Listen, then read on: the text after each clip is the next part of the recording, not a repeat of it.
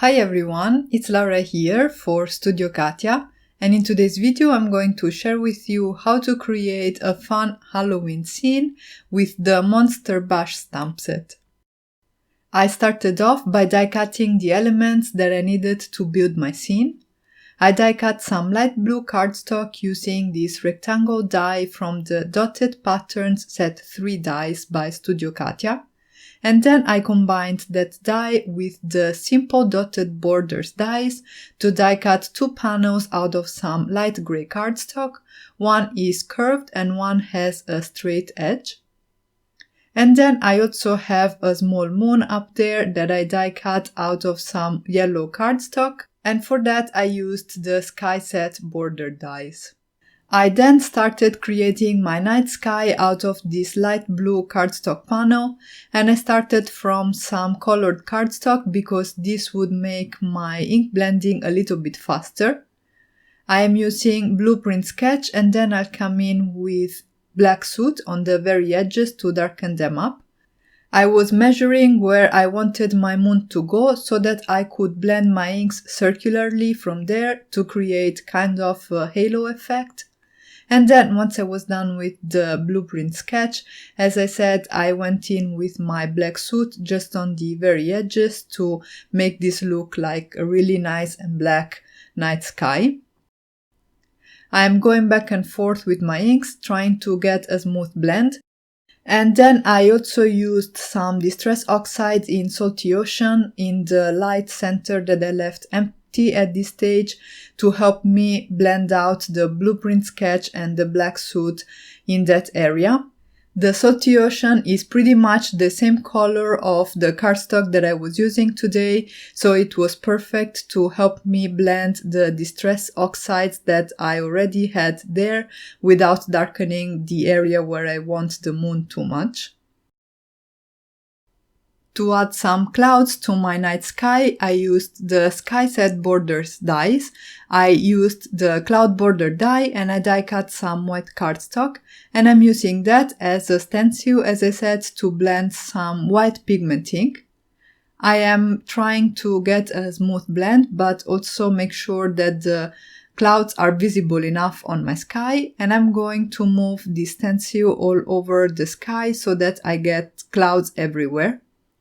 I'm trying to change the inclination a little bit so that it doesn't look like the pattern is repeated exactly, but also in the end, most of the sky will be covered, so you will just get the basic impression of the presence of clouds, and we don't have to overthink it too much at this stage. There is no night sky without some stars, for me at least, so I used my Gansai Tambi starry colors in the colors yellow gold and light gold, and I created some droplets which will be the stars on my sky. And then I moved on to the rest of my landscape elements, which are these two die cuts that I die cut, as I said, out of some light gray cardstock, and that I'm blending with Distress Oxide in black Soot to create again some shading and dimension. And because this is a spooky, whimsical Halloween scene, even if I don't get the perfect blend, it's still okay, and it actually adds, I think, in the end to the feel of the whole card.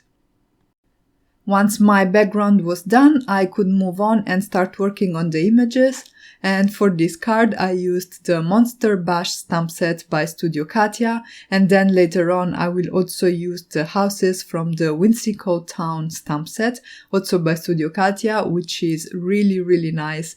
It has a really unique style and I love that stamp set very much. I stamped the images on Spectrum Noir watercolor cardstock using some scrapbook.com premium hybrid black ink, and I am now coloring them with my Spectrum Noir Aqua markers. These are some new to me markers which are water-based, as the name suggests, and this is why I decided to work on watercolor cardstock, and that's also why I used my hybrid ink, which works both with water-based media and with alcohol-based media. The color palette that I chose to color in these monsters is the classic green, orange and purple Halloween palette. The background and the rest of the images will be pretty muted because I wanted these images to really stand out, and this is why instead for those I'm using some nice and bright colors. I'm using 1 or 2 markers per image depending on what I'm coloring exactly. So for the purple, because it was pretty dark and it was moving really nicely, I used just 1 marker. But for the green, because I wanted some different type of color variation, I used 2 markers. And then for the blending, I'm using a water brush which is filled with water. If I felt I was getting too splotchy a result, or if I just wanted a bit more coverage, I went in with a second layer of color, and then I continued coloring the rest of these fun little monsters.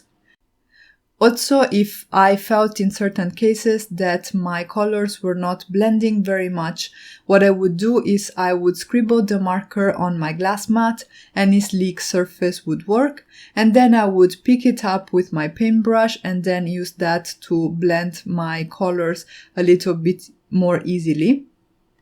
And I also used this technique when I colored in the houses, which will happen very shortly at this point. And that also helped me mix the colors with each other, because you can basically scribble your markers on your glass mat or again on any sleek surface and then mix them together there and use that as a palette. This is the last monster that I colored, and then I off camera went ahead and stamped the houses in the Whimsical Town stamp set and colored them with some dark gray markers. These are cool grays, and as I said, I didn't want the houses to steal away too much attention from the monsters, so they are basically colored in with these gray markers, and I just used my orange, purple and green markers to color in some of the details on the houses, but in order to mute them down, I kind of mixed them with the gray markers that I had down on the palette. You can kind of see it right now. I tried to get some color variation, and I think at this point you kind of grasped the method that I used to color in these houses. The only thing that I wanted to add is that I wasn't very careful in getting the best blend for them and in staying in the lines, because I wanted the general feel of the card to be loose and whimsical and fun, so I could get away with not being 100% precise in the coloring of these images. I think at this point we can skip the rest of the coloring, and once I was done with coloring all the images, I also die cut them with the coordinating dies. And then I could actually start assembling my scene. I started by adhering the hill and the road to my sky panel, and I'm using my Studio Katia glue for that. I have mentioned it a few times, I do prefer liquid adhesive when adhering elements to my cards and building scenes, because I have a little bit of time while the glue is drying out to actually move things in place and get the exact positioning that I want. I also like to play around with my scene elements and lay them down on my card before adhering them in place, and this is what I did off camera. I laid down all the houses and the monsters, and then once I found a configuration that I thought was pleasing, I went ahead and used again my Studio Katia glue to adhere them all. And I built my little scene with these fun monsters. At this point, most of the job is done and we just need a few more extra steps to finish off this card. The first was to adhere the scene to an A2 rectangle that I die cut out of some black cardstock with the Studio Katia Darling Ribbon and Frames dies. I also decided to add some drop shadows to the monsters on the foreground to ground them and make them look like they're actually standing on the road. For the sentiment, I used one of the greetings in the Monster Bash stamp set, and I heat embossed it with white embossing powder over some black cardstock. I used my guillotine trimmer to trim a little banner and my corner chomper to round the corners at the top. And then I adhered it behind the heel. I don't know, it made me think about a road sign or something like that. I thought that position was really nice for a sentiment with this shape. And then, as always, I had to add a little bit of shimmer with my Spectrum Noir clear overlay pen, and also a few details with my Sakura Jelly Roll pen. This one is in size number 8. And the reason why I'm adding all these finishing touches to the monsters only is to make sure that the attention of the viewer is really drawn towards the monsters, because I want them to be the stars of the card today. A last touch with glossy accents over the eyes of all the monsters, as well as the antennas and the horns, depending on which bodily feature these monsters have.